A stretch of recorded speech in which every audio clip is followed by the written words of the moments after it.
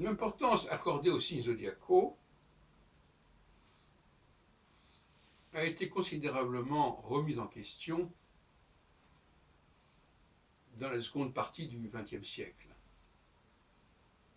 Les travaux de Michel Gauquelin, par exemple, n'apportent rien au profit des signes zodiacaux. On est dans les positions des planètes dans les maisons. C'est pas du tout la même chose. Et le calcul n'est pas du tout le même. Donc, accorder une telle importance au débat sur savoir si c'est les signes tropiques ou les signes sidéraux, c'est totalement secondaire, c'est tellement périmé à la limite. Et surtout, ce n'est pas une raison pour condamner les uns ou les autres. L'astrologie ne se réduit pas à cette question-là. Et par conséquent, désigner une fausse astrologie parce que quelqu'un utilise dans son système, dans son dispositif, tel et tel référentiel, c'est un abus, c'est complètement abusif. Hein, c'est jeter le bébé avec l'eau du bain. Bon. Donc là déjà, il y a une polémique tout à fait malsaine qui est introduite par M. Bourriche, pour ne pas le nommer,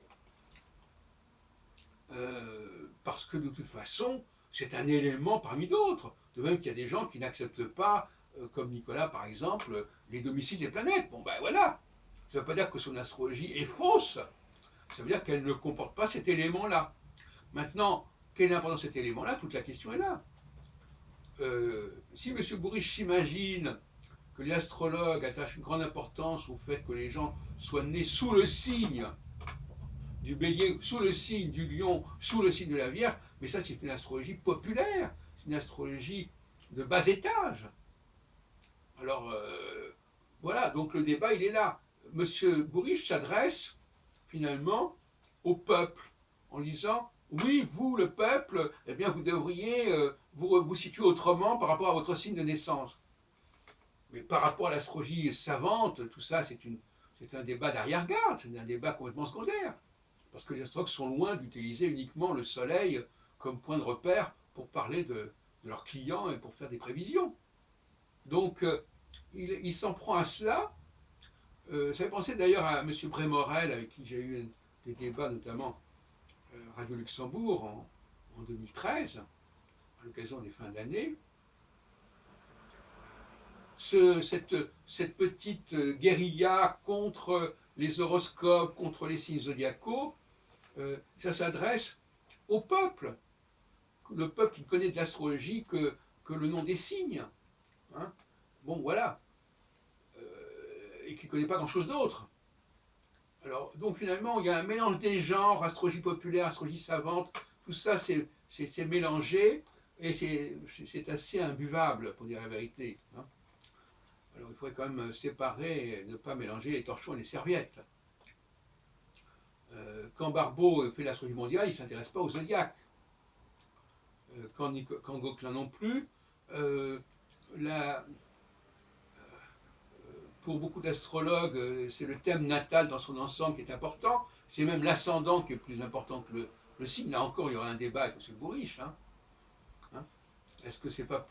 Voilà. Alors, sous prétexte que, oui, Louis XIV est né en Vierge et qu'il devrait normalement être Lion parce qu'il est le roi Soleil, des arguments comme ça, à qui ça s'adresse? Au peuple.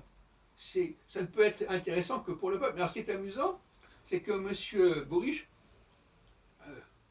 assomme ce peuple avec des références historiques qui passent par-dessus la tête de son public. Donc il est très impressionné. Hein. On nous parle des Babyloniens, des Égyptiens, de ceci, de cela, etc. Bon. Et tout ça pour accoucher d'une souris, finalement. À savoir que la question du repérage dans le ciel des planètes selon tel et tel dispositif, tel et tel système de coordonnées est totalement secondaire. Parce que ça ne change rien au rapport entre planète et planète, ça ne change rien au rapport entre planète et étoile. Et finalement, bon, quand on l'écoute, on a l'impression que oui, que la constellation zodiacale, c'est une réalité. C'est pas du tout une réalité, c'est une convention, purement et simplement.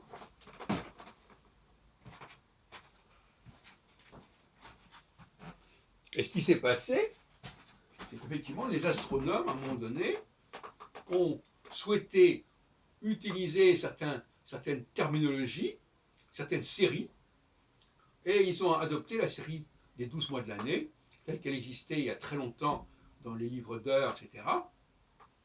Et ils s'en sont servis pour structurer, pour baliser l'écliptique, tout en sachant que c'était purement du métalangage. De la même façon que lorsqu'ils utilisent le nom des planètes, ils ne prennent pas toutes les planètes, tous les dieux parce qu'il n'y a pas assez de planètes pour ça. Et pourquoi ils ont pris telle planète et pas telle autre, pourquoi ils ont pris Vénus et pas Junon, Vesta ou Cérès, notamment Cérès, qui est un personnage beaucoup plus important que Vénus au niveau de la théorie climatique, la théorie saisonnière, justement, hein, puisqu'il y a le fameux conflit entre Cérès et Pluton. Ça, c'est un. Eh ben, ni Cérès ni Pluton ne figurent dans le système des domiciles repris par Ptolémée. Donc, voyez-vous, donc tout ça n'est pas sérieux. Cette façon de se référer à l'astronomie et de prendre ce que dit l'astronomie à la lettre en disant oui, si les astronomes disent que cette partie du ciel c'est le lion, donc il faut tenir compte du lion. Oui, si cette planète-là s'appelle Vénus ou Mars, donc il faut tenir compte de Vénus ou Mars. Mais je suis désolé, les astronomes ne sont pas des astrologues. Alors là, il y a une espèce de postulat comme quoi les astronomes auraient la clé de l'astrologie, mais c'est n'importe quoi.